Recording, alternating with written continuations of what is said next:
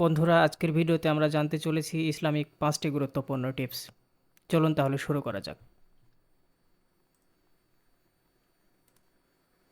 প্রথমে, ফজরের সালাত কখনো মিস করো না।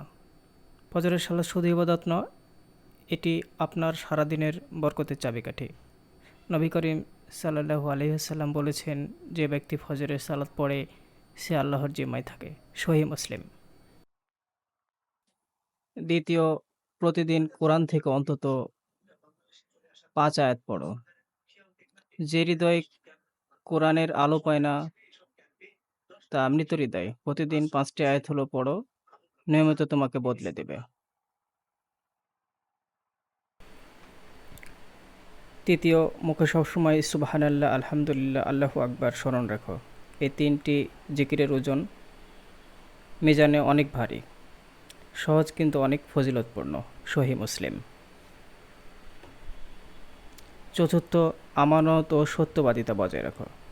নবীজি সাল্লাল্লাহু আলাইহি সাল্লাম বলেছেন, মুসলিম কখনো মিথ্যা বলে না। ইসলাম শুধু নামের পরিচয় না, এটা চরিত্রের পরিচয়।